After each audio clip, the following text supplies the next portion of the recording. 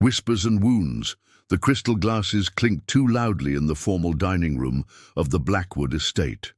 Josephine Winters adjusted the collar of her emerald dress, feeling increasingly out of place among the oil paintings and antique furniture that surrounded Ethan's family.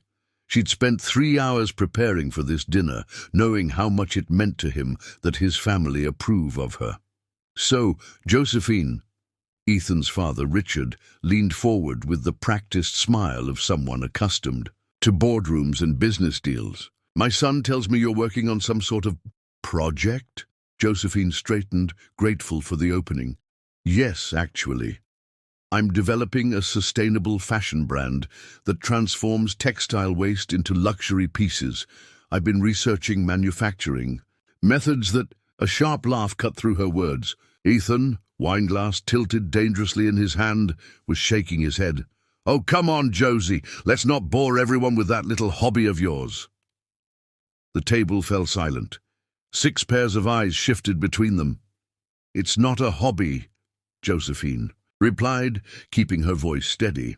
"I've secured a small business loan, and I'm meeting with a sustainable materials supplier next week." Ethan's smile didn't reach his eyes. "Darling, you majored in literature. What do you know about business?" He turned to his family, conspiratorial. "She thinks she's going to revolutionize fashion with recycled trash. Isn't that adorable?" His mother tittered nervously. His brother smirked. His father looked away, uncomfortable but unwilling to intervene. "I've spent 2 years researching this industry," Josephine said, feeling heat rise to her cheeks. "The market gap is significant, and consumers are increasingly demanding. Listen to her." Ethan laughed again, louder this time. "My girlfriend thinks she's going to be the next Coco Chanel with garbage clothes. Next, she'll tell us she's planning to buy a mansion in the Hamptons with her millions." The burning sensation in Josephine's chest spread to her throat. She recognized this feeling, not embarrassment but clarity, crystal clear recognition of what was happening, what had always been happening. "Actually," she said softly, placing her napkin beside her barely touched salmon, "I was thinking more along the lines of a brownstone in Brooklyn. Better access to the garment district." She stood up, smoothing her dress. The table had gone quiet again, this time with a different quality, like the stillness before a storm. "Thank you for dinner," she said to Ethan's parents, her voice calm, despite the trembling in her fingers. "The food was lovely." Ethan's smile faltered. "Josie, come on, we're just having some fun." "No," she said, looking directly at him for what she suddenly knew would be the last time as his girlfriend. "You're having fun, at my expense. There's a difference." She picked up her purse, nodded politely to the table, and walked toward the door with measured steps. "You're overreacting," Ethan called after her, annoyance replacing his amusement. "Don't be so sensitive." Josephine paused at the threshold, considering whether to respond. The dining room, with its expensive artwork and carefully curated furnishings, suddenly seemed suffocating rather than impressive. "Sensitivity is what makes a good designer," she said finally without turning around. "It's what helps you see possibilities where others see nothing." Outside, the April air felt clean against her face. She walked to her car, hands still shaking but mind surprisingly clear. 6 months of relationship, of planning a future with Ethan, of ignoring the small dismissals and the subtle undermining, all crystallized in that moment at the table. She started the engine, watching the lights of the Blackwood house shrink. In her rear-view mirror, tomorrow she would cry, tomorrow she would mourn what she thought they had. But tonight, driving away under a canopy of stars, Josephine Winters felt strangely, unexpectedly free. Silent metamorphosis. The apartment felt too large without Ethan's presence. Josephine wandered through the rooms they once shared, touching surfaces that held echoes of a relationship now dissolved. 3 weeks had passed since the dinner. 3 weeks of ignored calls and text messages that evolved from angry demands to plaintive apologies. She had responded to none of them. "You look better," remarked her roommate Olivia, leaning against the doorframe of what was now exclusively Josephine's bedroom. "Less like you're going to shatter if someone breathes wrong." Josephine smiled faintly, continuing to sort through fabric samples spread across her desk.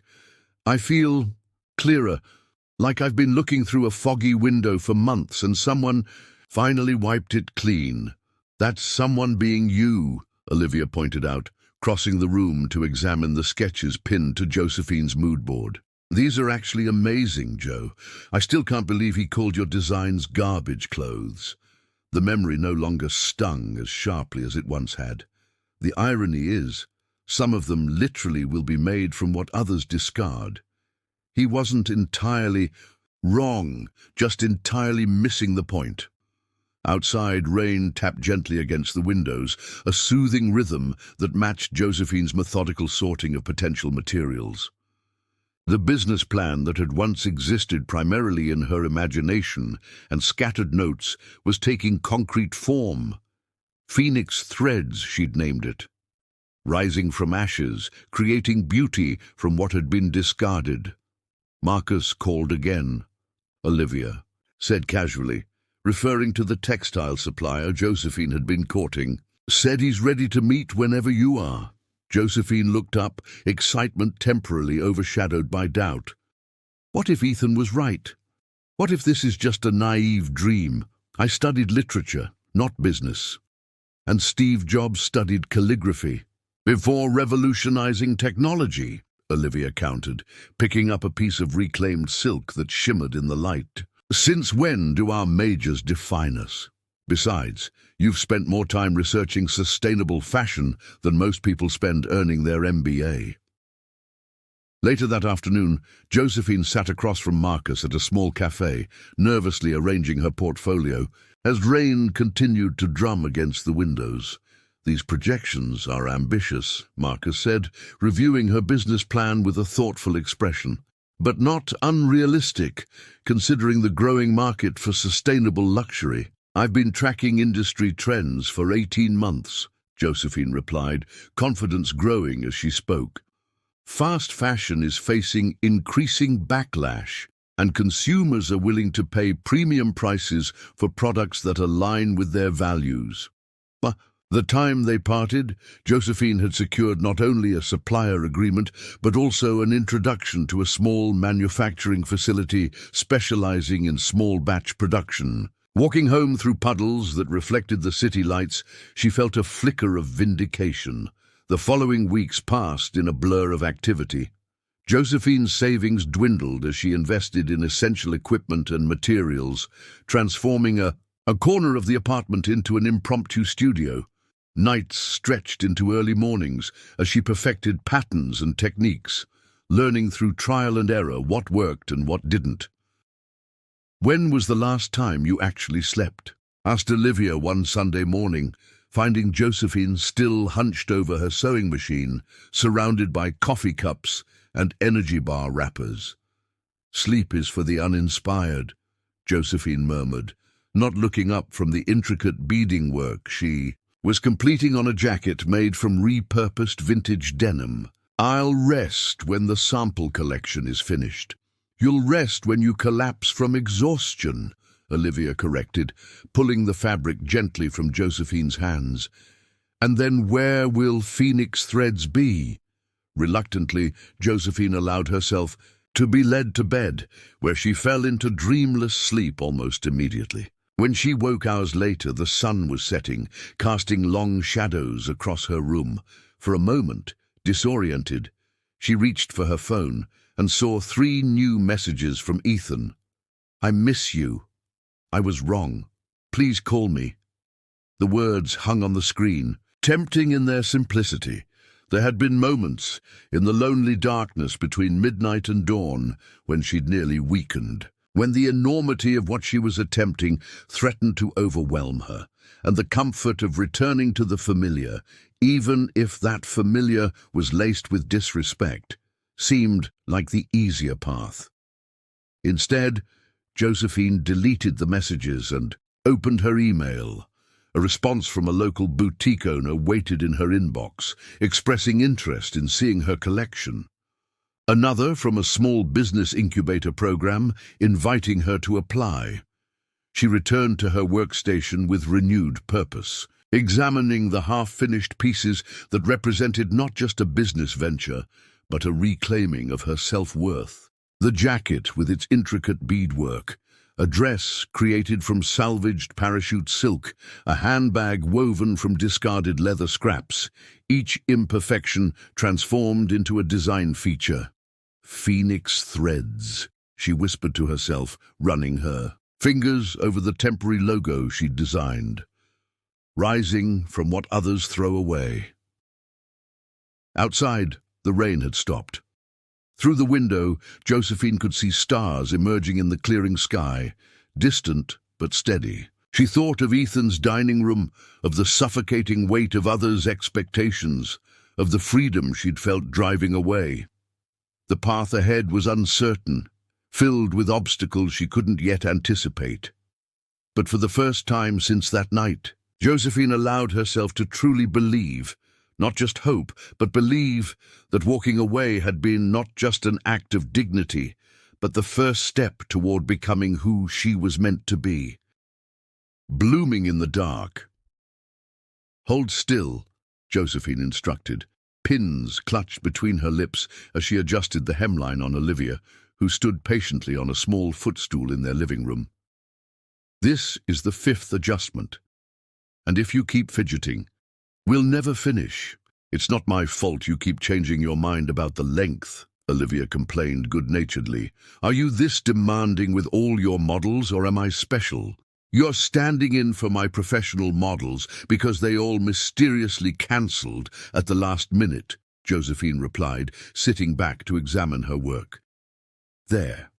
I think that's right." 6 months had passed since the night at the Blackwood estate. 6 months of 18-hour days, of maxed-out credit cards and ramen dinners, of falling asleep on piles of fabric samples. The pop-up showcase for Phoenix Threads was scheduled for tomorrow evening, and panic fluttered beneath Josephine's ribcage like a trapped bird. "They didn't mysteriously cancel," Olivia said, carefully stepping down without disturbing the pins. "That witch Veronica sabotaged you."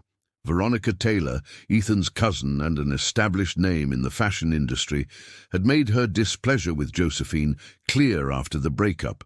3 models had withdrawn from the showcase with vague excuses, all within hours of each other. The timing was too perfect to be coincidental. "It doesn't matter," Josephine replied, though the setback had cost her precious sleep. "We've found replacements. The showcase will proceed as planned." "I still think you should expose her," Olivia insisted, carefully removing the half-finished dress. "What she's doing is unprofessional and petty, and drawing attention to it would only create drama that would overshadow my work," Josephine countered. "I need people talking about Phoenix Threads, not about Ethan Blackwood's bitter ex-girlfriend." The pop-up space, a renovated warehouse in Brooklyn's industrial district, had transformed under Josephine's vision. Reclaimed wooden pallets formed display platforms. Vintage ladders, repainted and repurposed, served as clothing racks. Edison bulbs in mason jars provided warm, intimate lighting that emphasized the textures and details of each garment. "It's really coming together," remarked Preston, the photographer Josephine had befriended during a small business networking event. He adjusted his camera settings as he surveyed the space. "Reminds me of an art installation more than a fashion showcase." "That's the idea," Josephine explained, arranging a collection of accessories crafted from upcycled watch parts and broken jewelry. "I want people to see sustainability as a creative opportunity, not a compromise." The showcase opened at 7 the following evening. By 7:30, the space was half empty, and Josephine fought against rising disappointment. She'd invested everything in this moment, financially, emotionally, physically. "Early crowds are always thin," Preston reassured her, capturing images of the few attendees examining the displays. The serious buyers and media always come later. By 8, the tide had turned. Fashion bloggers and social media influencers began to arrive, drawn by whispers of something unique happening in the Brooklyn warehouse. By 9, the space was comfortably filled with curious onlookers and industry professionals, many taking photos of the garments and installations. Josephine Winters? She turned to find a woman in her 40s, impeccably dressed, extending a business card. Eleanor Reeves from Sustainable Style magazine. Your use of textile waste is fascinating. Would you have time for an interview next week? Before Josephine could respond, another voice interrupted. I'm particularly interested in your leather reclamation techniques. Thomas Huang from Vanguard Ventures. We should talk about scaling possibilities. The rest of the evening passed in a blur of introductions, explanations, and exchanged contact information. Josephine moved through the space in a state of controlled euphoria, answering questions about her process and inspiration with growing confidence. You're trending, Olivia announced, appearing at her side with a glass of champagne. The hashtag Phoenix Threads is taking off. Some influencer with 500,000 followers just posted about your parachute silk dress. By the time the showcase ended at midnight, Josephine had secured 3 boutique contracts, a feature in Sustainable Style magazine, and a meeting with 2 potential investors. She stood in the center of the now empty space, surrounded by the physical manifestation of what had once been dismissed as a little hobby. We should celebrate, Preston suggested, helping dismantle the displays. This is just the beginning, Joe. You realize that, right? Later, in the quiet of her apartment, Josephine reviewed the business cards she'd collected, still unable to fully process the evening's success. Her phone buzzed with a text message from an unfamiliar number. Congratulations on the showcase. Veronica mentioned it was happening tonight. Impressive work. Ethan, the message sat like a stone in the still waters of her triumph. Once, his approval would have been the validation she craved above all else. Now, it felt strangely irrelevant. A footnote rather than a headline in the story of her evening. She didn't respond. The following weeks brought a whirlwind of activity. The Sustainable Style feature generated unexpected interest from retailers beyond New York. An environmental non-profit reached out about a collaboration. Phoenix Threads secured a small but significant investment from Vanguard Ventures, allowing Josephine to move operations from her apartment to a modest studio space. We need to hire help, Olivia insisted, watching Josephine struggle to keep up with production demands. You can't continue doing everything yourself. I know, Josephine admitted, rubbing her tired eyes. I just never expected to reach this point so quickly. I'm still learning how to be a business owner, not just a designer. With Olivia's help, she hired 2 part-time assistants, fashion design students eager for hands-on experience with sustainable techniques. The studio space, though small, became a hub of creative energy, with music playing as the team experimented with new materials and methods. On a rainy Tuesday afternoon, as Josephine was reviewing applications for a production manager position, her phone rang. The caller ID displayed unknown, but something prompted her to answer rather than let it go to voicemail. Josephine Winters? This is Meredith Donovan from the Sustainable Innovation Awards Committee. I'm pleased to inform you that Phoenix Threads has been nominated for Breakthrough Brand of the Year. The nomination came with an invitation to the annual awards gala, a significant industry event that recognized excellence in sustainable business practices across multiple sectors. As Josephine hung up the phone, she felt a curious sense of completion, as if a circle was drawing closed. She remembered sitting at that dining table, feeling small and foolish as Ethan laughed at her ambitions. The memory no longer hurt. Instead, it felt like looking at a photograph of someone she once knew but had since outgrown. Phoenix Threads, she whispered to the empty office, the name no longer just an aspiration, but a reality taking flight. rising from what others throw away.